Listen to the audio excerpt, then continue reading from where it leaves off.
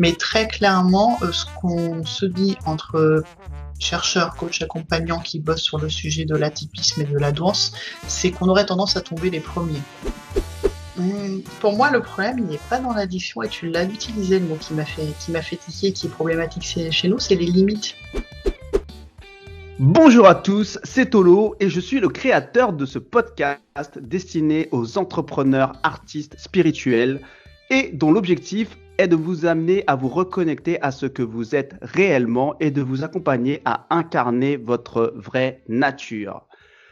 Aujourd'hui, je suis avec Sandra, qui est une entrepreneuse qui a monté le projet Effervescience et qui est la leader de sa communauté de stress fighter et qui a donc déclaré la guerre au burn-out et a décidé de se diriger, elle et sa communauté, vers l'état de flow. Et donc, la raison pour laquelle j'invite Sandra aujourd'hui, c'est que c'est une zèbre plus, extrêmement productive et créative et qui, par son talent incroyable pour le sketchnoting et plus généralement pour la restitution visuelle de son monde intérieur, nous démontre qu'elle n'est définitivement pas câblée comme nous. Enfin, peut-être un peu quand même, mais en plus. Donc, on a une petite zébrette, je ne sais pas si ça se dit, qui a été amenée au cours de sa vie ou de sa carrière à 3 burn-out et qui aujourd'hui, après avoir décortiqué tout le fonctionnement de l'humain burn-outé, en long, en large et en travers, nous accompagne à éviter ce fameux burn-out et lutter contre le stress et trouver cet état de flow. Comme elle dit, the flow must go on. C'est ça? Oui, c'est ça, flow must go on. Et donc, qui de mieux que Sandra, j'aurais pu inviter pour parler de la gestion de l'énergie de ces êtres zébrés, passionnés et créatifs, et parfois un peu trop d'ailleurs, et qui vont avoir une gestion particulière de leur énergie, de par cette hypersensibilité qui va créer une chimie du corps un peu particulière et peut-être un côté HP qui va créer une chimie du cerveau un peu particulière. Donc, après cette longue intro, je te dis bonjour Sandra. Bonjour Tolo, waouh, ça c'est de l'intro, merci beaucoup. Ah ouais, c'est de l'intro, ouais, tu m'as inspiré. En fait, j'ai un parcours tellement qui part dans tous les sens, l'intro ne peut pas être courte. Ouais, t'as un profil clairement atypique qui mérite d'être souligné dans ce type de podcast. Donc déjà, est-ce que ça te convient? Est-ce que tu as envie de rajouter quelque chose par rapport à cette introduction? C'est super. Après, oui, les neurones, non, on est tous câblés pareil à la base, hein. C'est après, il y a des petits bonus en plus, un petit peu de myéline par-ci par-là, une vitesse de circulation de l'information qui diffère, mais sur la base, on est quand même tous conçus pareil, hein. Ouais, oui, mais c'est vrai, comme tu dis, moi, comme je disais tout à l'heure, je pense qu'il y a des personnes qui sont un peu plus, parce que des fois, quand je te vois faire, je me dis, ah ouais, non, on n'a pas, on n'est pas câblé pareil, c'est pas possible. Je suis pas que HP déjà, hein. Ouais. C'est des étiquettes. À l'intérieur de l'étiquette, on a tous nos particularités. Et il y a ce qu'on appelle les twice exceptional, qui ont 2 profils atypiques, 2 types de neurodiversité, voire plus. Et moi, je suis haut potentiel. Et j'ai pas fait le diagnostic, je l'ai fait sur l'haut potentiel, mais pas sur l'autre suspicion, c'est autiste Asperger. D'accord. Qui fait que c'est plus. Enfin, je sais que je fais peur aux zèbres. D'accord. Ouais, je bosse beaucoup avec des zèbres et je leur fais peur, donc voilà, c'est aussi un rythme qui est très particulier. Impressionné. Ah non, bah tu m'impressionnes. Non, mais clairement, faut le dire. Donc, en tout cas, toi, tu es spécialisé dans cette communauté des zèbres et plus particulièrement dans le burn-out que tu as vécu toi-même dans tes tripes. Et donc, ma première question, c'est est-ce que les zèbres sont plus facilement amenés à faire un burn-out que les autres profils? Et si oui, pourquoi? Alors, le problème du burn-out, c'est que c'est très, très difficile d'avoir des chiffres, tout simplement parce que c'est pas encore reconnu comme maladie. Donc, on va plutôt mesurer le stress extrême, le stress chronique. Et ce qui fait qu'on a des chiffres vraiment très, très, très disparates selon les études. Et ils sont assez peu allés voir le lien entre burn-out et profil atypique. Mais très clairement, ce qu'on se dit entre chercheurs, coachs, accompagnants qui bossent sur le sujet de l'atypisme et de la douance, c'est qu'on aurait tendance à tomber les premiers. Parce que hypersensibilité, aux différents bruits et stimuli parce que pas forcément adaptés ou plutôt suradaptés en l'occurrence à ce qu'on va faire et vivre en entreprise, ce qui fait que tout est plus coûteux en énergie. On fonctionne plus vite, mais du coup on est en décalage de rythme par rapport aux autres, ce qui fait que c'est comme si on travaillait avec un frein à main. Mais ça use la machine, en fait, de faire ça, de s'adapter au rythme des normaux-pensants. Alors, normaux-pensants, c'est dit sans aucun jugement. Des fois, je dis moldu, je trouve ça marrant. Mais c'est HP, Harry Potter au potentiel. Les autres, c'est les moldus. On fonctionne pas pareil. Ah Et oui, parce qu'elle a s'adapter à eux, tout c'est un pas facile. vocabulaire. Mm. Quand on rentre dans le monde effervescence, c'est tout un vocabulaire. Non, mais HP, c'est quand même parfait pour nous. J'ai pas encore fait l'article sur la douance Harry Potter, mais il va venir un jour, c'est certain. Mais on se suradapte, on est hypersensible, on est très très très attaché à nos valeurs, ce qui fait que le moindre conflit de valeurs en entreprise, c'est juste pas tenable. Et en fait, c'est un coût énergétique qui est supplémentaire, ce qui fait qu'on va avoir tendance à être un peu comme, tu sais, les petits oiseaux dans les mines. On va être les premiers à détecter quand il y a quelque chose qui ne fonctionne pas dans la société, et ça va se traduire par les premiers cas de burn-out bien souvent. D'accord. Et pourquoi, en fait, il n'y a pas un paradoxe quand on dit que les personnes sont hypersensibles et pourquoi elles n'entendent pas les signaux justement de leur corps ou du stress ou des premiers signes avant-coureurs du burn-out avant les autres? Alors, on est hypersensible à ce qui se passe à l'extérieur, les petits bruits, la température, les choses qui grattent, les machins pas bien rangés selon nos susceptibilités réceptives. Par contre, on est très déconnecté à nous-mêmes bien souvent, parce qu'on est beaucoup trop dans le cerveau. Ce qui fait qu'on va suranalyser les situations, suradapter les relations aux autres, mais par contre, s'écouter soi, c'est le cas pour tout le monde, et t'en parlais d'ailleurs dans un de tes épisodes de podcast, on ne sait pas faire, on a été comme tous conditionnés à pas exprimer nos émotions. En plus, quand on n'a pas identifié cette différence pour paraître normaux et se sentir inclus, tu le mentionnais aussi, on va se suradapter à un mode de fonctionnement qui n'est pas le nôtre, donc tout ça coûte en énergie. Mais tant qu'on n'a pas compris pourquoi il y avait ce décalage, on est juste dans la dépense pour s'adapter aux autres. Quand on a compris, et c'est peut-être là vraiment l'intérêt de poser le diagnostic, comment on fonctionnait, on va se rendre compte quand est-ce qu'on est trop suradapté, et là ça coûte, et là ça risque de participer à l'épuisement, ou quand est-ce qu'on est juste soi-même et on tombe le masque, et là c'est reposant en fait. D'accord. Et le burn-out, on peut dire que c'est simplement un épuisement du corps physique, c'est ça? Ou c'est Non, aussi... pas que, c'est physique et psychologique. En fait, le burn-out, c'est la conséquence d'un stress chronique. Donc, on est dans une dynamique de trop de stress, soit un stress trop important, soit trop de stress répété, qui vont s'installer dans la durée. Ça va user progressivement l'organisme. Donc, ça va d'abord attaquer plutôt le physique, mais on a un épuisement qui est physique et psychologique dans les signes qui sont déclarés et reconnus pour reconnaître le burn-out. Donc, c'est à la fois le corps qui suppume, on va perdre de la motivation, perdre du sentiment d'accomplissement. En fait, on va faire des erreurs qui ne nous ressemblent pas, qui ne sont pas alignées à nos capacités habituelles. Et une forme de déshumanisation, moi je dis zombification parce que les gens ne sont pas d'accord sur le terme. En fait, on va se déconnecter de l'autre, on va plus percevoir la personne en face comme un individu, un être humain, on va devenir cynique et cassant en fait. Mais parce qu'en fait, on est envahi par le stress et ça va perturber nos relations à l'autre. Et en fait, le stress, l'origine du stress, c'est simplement, on pourrait dire que c'est un signal du corps qui va nous informer qu'il y a quelque chose qui est, je sais pas, inconfortable ou pas comme il était attendu? Je sais pas. Déjà, le stress, c'est une perception, donc c'est propre à chacun par rapport à une situation donnée. Et c'est complètement schizo, le stress, parce que c'est à la fois l'élément stressant, on appelle ça un stress, ou plutôt un stresseur. La réaction par rapport à ça, donc le fait qu'il y ait un signal d'alarme, s'appelle un stress. Juste le fait qu'il y ait une alarme, une alerte, et les mobilisations du corps pour gérer cette situation, pour revenir à la normale, parce que quand tout va bien, un stress c'est ponctuel, ça s'appelle aussi le stress. Donc c'est un problème de terme un petit peu bateau qui fait que c'est devenu pas clair comme concept. C'est à la fois l'élément déclencheur, ton stresseur, c'est toi qui réagis, donc qui va ressentir un stress, et c'est ce que tu vas mobiliser pour gérer la situation stressante. Mais le stress, c'est super normal en fait. Tu repères une situation qui est stressante, l'organisme va s'adapter pour gérer la situation, et quand tout va bien, tu reviens à la normale. Le problème, c'est qu'avec l'accélération de l'information, du rythme, des injonctions, des choses à traiter, et la pression qu'on se met plus ou moins consciemment, on est dans un stress qui devient chronique. Et on n'est pas fait pour gérer du stress chronique. D'accord. Ok.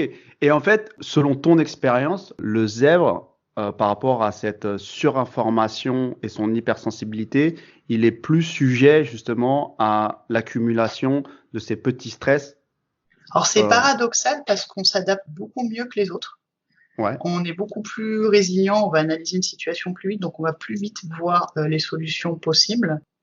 Par contre, on va quand même se suradapter par rapport aux trop de stimulation qu'on a, aux différences de fonctionnement, donc c'est un coût énergétique. Mais en fait, une personne qui est HP va tenir plus longtemps face à un stress. Par contre, elle va le percevoir avant. Donc, tu as un petit peu comme deux curseurs qui vont pas forcément dans le même sens, qui va faire qu'en fait, on peut rester très longtemps dans une situation de stress avancé sans forcément s'effondrer parce qu'on s'adapte. Mais par contre, on va percevoir le stress avant les autres. On va y être plus sensible. Parce que c'est vrai, moi, en tout cas, personnellement, c'est vrai que j'ai l'impression que ces situations de stress, je saurais pas comment expliquer, mais c'est vrai que je mobilise beaucoup d'énergie, parfois sur des sujets que j'ai même pas envie de mentaliser, mais c'est comme si mon corps réagissait comme si je les avais mentalisés. Est-ce que tu as identifié quel sujet? Qui me stresse, par exemple? Ouais. Ouais, en fait, je vais dire n'importe quoi, je vais prendre un exemple assez basique. Disons que j'ai un événement, ou disons que par exemple j'ai un appel Skype. Voilà. Une interview. T'es stressé là? Non, mais disons que j'ai une interview à 21h ou j'ai un événement ou n'importe quoi à 21h. Eh ben, je peux pas t'expliquer, mais c'est vrai qu'il y a un côté de moi où je sens que mon corps réagit à toutes les possibilités qui pourraient se passer pour cet événement ponctuel. C'est pas forcément négatif parce que du coup ça me fait faire des actions, etc. Mais je sens bien qu'il y a plein de choses que je mentalise pas, mais c'est comme si mon corps il se fait un film. Ouais, il se fait un film, mais pourtant j'ai pas les mots, mais je sens que c'est pas comme si je ne pensais rien. Ouais. Tu vois ce que je veux dire? Et c'est assez perturbant. Donc moi je vois bien par exemple que je vis le stress d'une certaine manière et je vois bien que il y a un truc de pas forcément rationnel. Parce que rationnellement, j'essaye de pas forcément me prendre la tête, mais je vois bien que parfois mon corps, je vois qu'il puise de l'énergie. J'ai pas pris l'image du film par hasard parce que les Canadiens sont très très en avance sur nous par rapport à l'étude du stress. Et l'étude du stress humain au Canada, ils disent que le stress c'est du ciné. Ciné, c'est un acronyme, c'est pour contrôle faible, imprévisibilité, nouveauté et ego menacé. Quand on fait quelque chose qui est technique, typiquement, on n'a pas le contrôle. La technique, tu sais jamais si ça va marcher. Si une interview, c'est pas préparé, donc c'est imprévisible. Nouveauté, pas nécessairement parce que tu en as déjà fait. Ego menacé, non, a priori, ça va. C'est plus le petit virus qui va participer à l'ego menacé dans la perception actuelle. Le truc, c'est qu'on se fait tous dessiner. Par contre, on a des curseurs qui sont plus sensibles que d'autres, en fait. Il y a des gens qui aiment la nouveauté, du coup, la nouveauté, ça va pas les stresser. Par contre, si tu aimes bien le contrôle et que tu es dans une situation qui est imprévisible, ça va te stresser. Donc c'est savoir quel curseur te concerne, en fait. Et c'est là-dessus que tu vas jouer pour te rassurer en amont, en fait. D'accord, donc c'est ça l'idée, en fait. L'idée, et je pense que tu as complètement raison sur tous les scénarios que tu as dit. C'est qu'effectivement, après, ça dépend, je pense, des événements ou sur lesquels en tout cas, moi, personnellement, je peux stresser. Mais l'idée, c'est finalement de mettre de conscientiser qu'est-ce qui peut nous faire réagir. Ouais, c'est ça. Intéressant, super intéressant. Et du coup, maintenant, moi, j'ai une autre question. Donc j'en profite pour poser des questions un peu personnelles. Séance de coaching en direct. Voilà, c'est ça. Et c'est d'aller creuser parce que je découvre finalement qu'en creusant moi personnellement mon fonctionnement, je pense qu'en fait ça va faire écho à d'autres fonctionnements. C'est surtout ça maintenant que je me dis. Avant je me trouvais un peu bizarre. Maintenant je me dis bon ça se trouve pas. Je suis juste pas tout seul. Ouais voilà c'est ça. Ça se trouve je suis pas tout seul. Donc du coup moi je te cache pas que j'ai un petit côté geek. Alors pas forcément geek dans le sens informatique, mais geek dans le sens premier sens du terme. Je me mets facilement à fond dans un truc et je vais bouffer un sujet, mais jusqu'à l'overdose. C'est un peu, c'est un peu malsain presque parce que et d'ailleurs je culpabilise, autant se le dire tout de suite. Et du coup, je m'interdis pas mal de choses. Tu vois, comme moi je commence pas les séries par exemple. Tu vois, je sais que moi c'est si je commence. Pareil, si c'est trop long, j'y vais pas.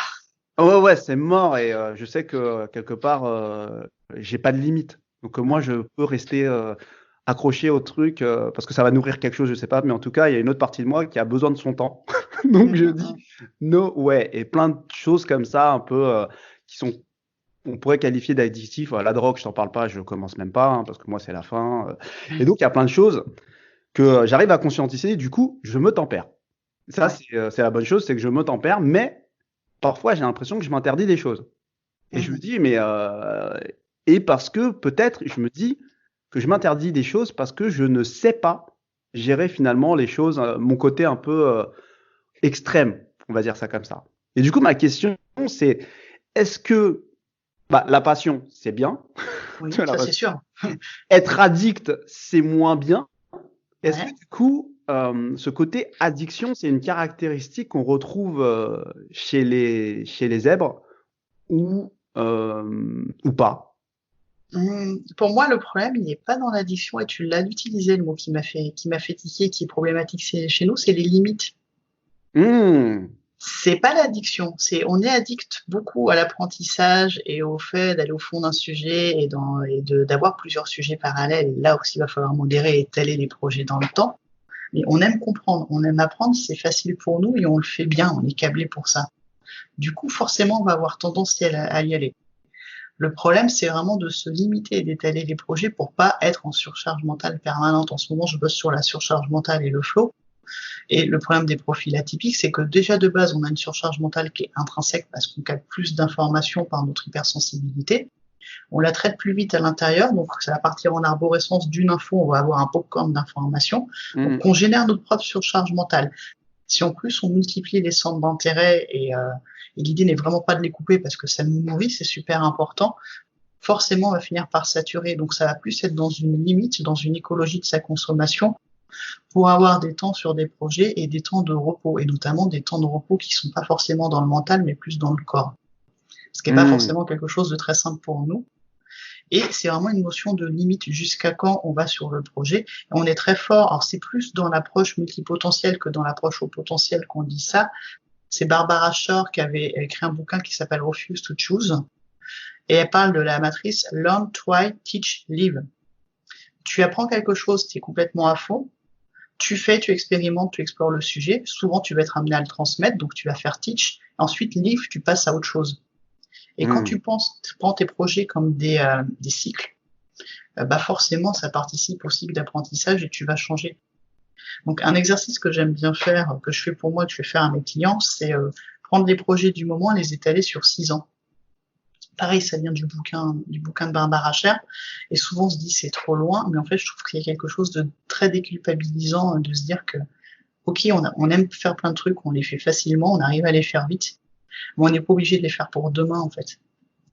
Mais du coup, est-ce que quand on commence à planifier et à étaler cette envie un peu de geek d'apprendre le truc maintenant, on n'est pas en train de se couper de notre flow, de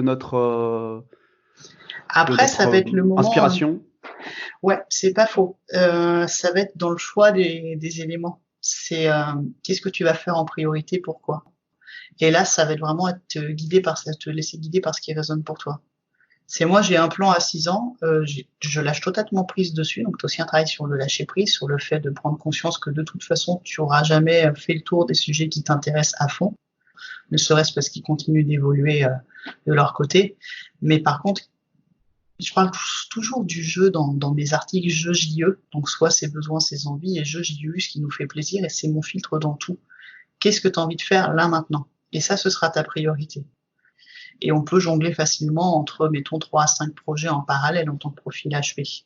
Par contre, Hmm, sous réserve d'avoir des temps de repos pour d'accord. pouvoir refaire un reset du cerveau et continuer à apprendre et transmettre ce qu'on sait faire, mais ça demande une écologie personnelle parce que oui, effectivement, le vrai problème des HP, c'est qu'ils savent pas comment s'arrêter. On peut pas être tout le temps dans l'apprentissage, on sait le faire, mais on peut pas le faire à long terme. On a le même cerveau que tout le monde, il fonctionne différemment, mais il est pareil, il a besoin de pause. Si on Hmm. s'aménage pas ça, bah forcément, on va plus rapidement au burn-out. Alors, moi, je te dis ce que je vois de l'extérieur de toi. Je te vois comme quelqu'un de très et productif et créatif, comme je l'ai dit dans la description de départ. Et du coup, forcément, on se dit, alors elle est dans son flow. Oui, Parce que ça a l'air simple. ça l'est. Et Voilà, et c'est parce qu'on se dit, quand on te voit faire, on se dit, wow, lolo, ça a l'air simple pour elle, et donc on se dit forcément, elle est dans son flow. Et ma question déjà, avant de passer sur le flow, en restant sur le sujet qu'on vient d'aborder, c'est comment toi, personnellement, t'as appris à te reposer? Enfin, comment tu exprimes ton Par les repos? burn-out. Je savais pas. Franchement, les burn-out m'ont appris qu'il fallait se reposer. Moi, les burn-out, ça a été très violent en termes de remise en cause et remise en question. J'étais très frustrée que mon corps ne suive pas mon cerveau. Et j'ai mis du temps à intégrer qu'ils marchaient ensemble. J'en avais juste pas conscience, en fait.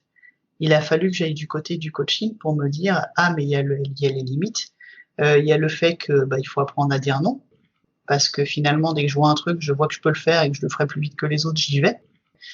J'ai dû ancrer le c'est pas parce que je sais faire que je dois faire, et j'ai encore des fois du mal avec ça. Donc non, les burn-out m'ont appris à me reposer, je savais pas. D'accord. Et maintenant, comment se manifeste le repos aujourd'hui? Donc, il y a déjà dire non, peut-être déjà. Alors, il y a dire non, il y a le fait que je bosse pour moi et à ma façon, donc j'ai plus de coûts énergétiques d'adaptation aux autres.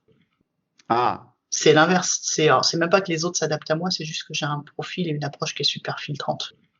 Il y a des gens qui me voient en mode elle va trop vite, je comprends rien à ce qu'elle fait, on bossera jamais ensemble, c'est pas grave. Par contre, les gens que j'ai dans mes formations sont que des HP, même si je fais pas de filtre dans ce sens-là. Par contre, eux, ça les repose d'avoir des formations qui vont vite. Parce que je sais pas pour toi, mais quand tu suis des cursus de formation qui vont à un rythme de moldu, c'est chiant. Ça va pas pour nous. Donc, dans cette idée de gestion de l'énergie et gestion de comment on apprend, en fait, d'apprendre avec des gens qui fonctionnent au même rythme que toi, de travailler avec des gens qui sont au même rythme que toi, c'est intrinsèquement reposant. Et dans ma gestion de mes journées et de mon énergie, c'est ça. Moi, sketchnoter ou dessiner, j'adore, c'est facile, ça me coûte pas d'énergie. Par contre, quand je vais me lancer dans un nouveau sujet, donc je vais me taper de la biblio, je vais faire de la synthèse d'informations, je vais la mettre en image, là, ça me coûte de l'énergie. Donc, j'équilibre ça. Et dans ma partie ressourçante, j'ai beaucoup d'activités physiques. J'ai des temps de lecture qui sont pas des lectures intellectuelles et à viser d'apprendre quelque chose, mais ça, je me force à les avoir parce que sinon je ferais que des trucs utiles, en fait. Des temps de jeu, des temps de nature, mais c'est vraiment identifier ce qui me ressource, qui va me permettre ensuite d'aller vers le flow et des temps où je peux vraiment apprendre, transmettre et faire ça de façon très fluide, en fait. Donc, du coup, toi, concrètement, on sort pas du sujet, mais c'est vrai que le fait que tu sois à ton compte et que tu puisses designer ta vie, en fait, en vrai, tes projets, etc., c'est un paramètre très important pour pouvoir exprimer ce fameux flow, ces temps de repos, etc. D'accord. Ouais, mais tu vois, tu peux l'avoir aussi en poste transverse ou avec un bon degré de liberté dans ton poste, en fait. Ouais. J'ai eu des postes qui étaient super sympas. Franchement, j'avais des postes créatifs où j'ai travaillé avec des chercheurs pour assimiler leurs recherches de biblio et je les mettais en image pour former des médecins. Ce qui est finalement déjà ce que je fais maintenant, en fait, ce qui est déjà ce que je faisais avant. Le problème, c'est que je m'étais lancé dans trop de projets parallèles, dont certains qui m'intéressaient moins. Et puis à la toute fin, on m'a filé 4 postes et on m'a retiré la part créative, donc forcément, je suis allé tout de suite dans le mur. Mais quand tu sais comment tu fonctionnes, pourquoi je produis vite et facilement? Parce que je fais plus que ce que j'aime. Parce que je suis super au clair avec ce que je sais faire facilement et sans que ça me coûte d'énergie, en fait. Et je joue avec ça tout le temps. C'est-à-dire que ce qui me ressource et ce qui me coûte de l'énergie, c'est mon mode de réflexion permanent. Et ma priorité, c'est mon énergie. Avant même ma productivité. Tu vois, là, en confinement, j'ai pas le temps de cerveau que j'ai habituellement. Du coup, ma priorité, c'est de préserver mon énergie dans les temps où je peux pas produire pour avoir quelques neurones qui me restent au moment où j'ai du temps de neurones, tu vois. D'accord. Mais c'est l'énergie avant tout, ce qui n'était pas du tout ma clé de lecture d'avant. C'était la productivité avant tout. Ouais, ben non, mais je comprends. Et moi, même moi, je le réalise aujourd'hui parce que je sens, moi, quand je suis dans mon flow, ça me coûte moins en énergie, tu vois. Ça me coûte moins. Et du coup, j'essaye de recréer ces trucs de flow.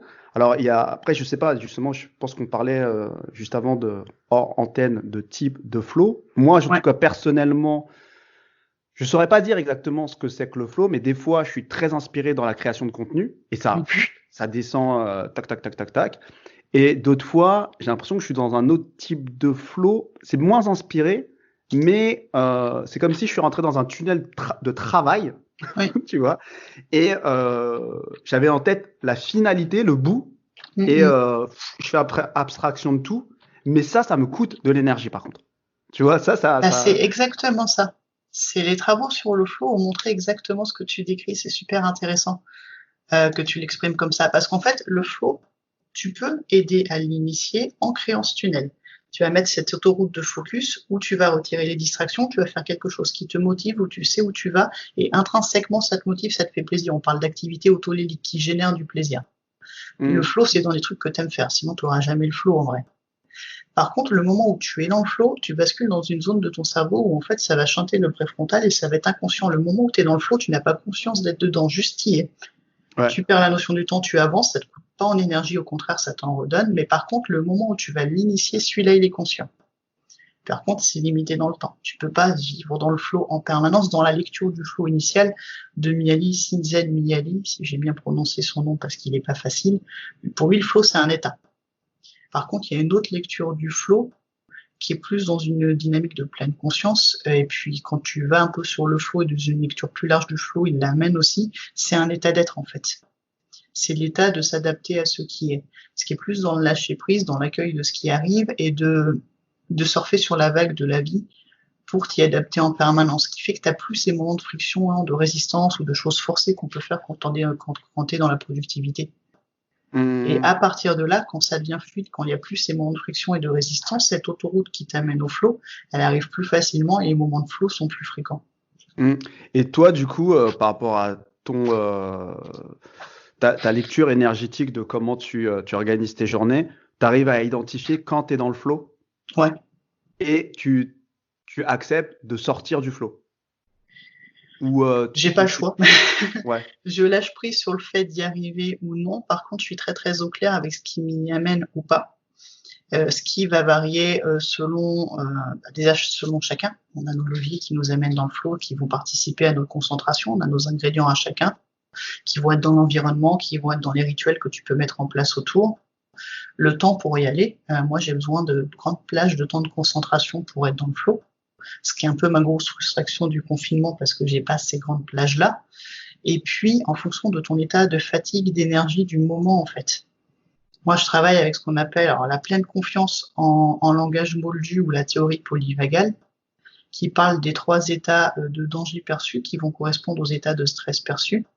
Et il n'y a que quand tu es dans un état de confiance que tu peux rentrer dans le flow. C'est-à-dire que si tu es parasité par d'autres pensées, si tu te fais un ciné, typiquement, si tu as des leviers du stress qui sont activés, que ce soit l'un ou l'autre des leviers, tu n'iras pas dans le flow. Donc tu vas Hmm. d'abord créer l'état de confiance où tu pourras ensuite basculer dans le flow. D'accord. Et toi, là, depuis que tu as monté ton projet, tu as eu des périodes où tu n'arrivais plus à aller dans ces états de flow sur un assez long terme, on va dire, hein. Genre, Pas vraiment assez long terme parce que du coup, en tout cas depuis que j'ai cette clé de lecture supplémentaire de la théorie polyvagale, je sais lire pourquoi je suis dans un état où j'y arrive pas. Principalement chez moi, c'est la fatigue qui vont faire que ça va pas marcher. Mais je sais que par rapport à mon mode de fonctionnement et le fait que je sais bien comment je fonctionne, je peux toujours m'y ramener. Donc ça a hmm. toujours été des choses très ponctuelles. Ça a plus été ouais, trop de fatigue, mais j'ai quand même un peu forcé, donc je suis tombée malade et du coup on a parlé de 2, 3 semaines. Mais malgré tout, j'arrivais quand même à gérer les mouvements de flow dont j'avais besoin pour avancer. D'accord. Et en 2 mots, juste la théorie polyvagale, ça consiste. Alors en fait, en lecture de stress, tel qu'on l'enseigne à la fac, en médecine, etc., on croyait qu'il y avait 3 réactions. Ce qu'on connaît bien souvent, c'est la peur. Alors c'est les 3 F flight, fight, freeze, flight. J'ai un accent Ouais. de merde, je suis Ouais, désolée. ouais, ouais. Donc Fuir, ouais, c'est ça, c'est fuir, combattre se combattre ou ou se figer. figer. Ouais. Donc ça, on les connaît bien, et ces 3 détails sont justes, mais en fait, on a aussi vu qu'il y avait des personnes qui n'étaient pas affectées par le stress, qui ne percevaient pas le stress par rapport à une situation donnée, et c'est ce qu'on appelle la résilience ou le coping en anglais, et on savait pas comment ça marchait. Et en fait, on a compris assez récemment, alors assez récemment, ça fait une dizaine d'années aux États-Unis, ça fait à peu près 2 ans que ça arrivait en France, qu'il y avait une autre voie que ça. Il y avait la voie de la résilience qui existait. En fait, la partie lutte ou fuite, c'est le système sympathique, qui s'appelle toujours le système sympathique maintenant, qui est l'accélérateur qui permet de mobiliser par rapport à un état de stress qu'on parlait au début, Tu perçois un stress, tu vas te mobiliser pour le gérer et revenir à la normale, ça passe par le sympathique. Ou alors tu es dépassé par ton stress et tu te figes, et ça c'est ce qu'on appelait le parasympathique.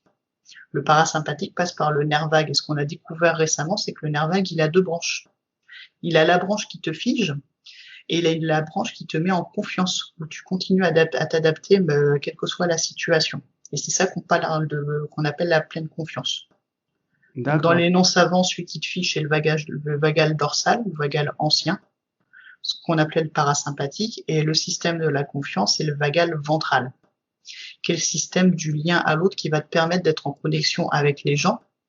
Et quand tu fais le parallèle avec le flow, tu ne peux être dans le flow que quand tu es dans ton système vagal ventral, dans ta pleine confiance. D'accord, donc c'est quand même un sujet qui est clairement en lien avec... Ouais. Et ça, ouais, je vois que tu postais pas mal dessus, donc effectivement, je creuserai la question.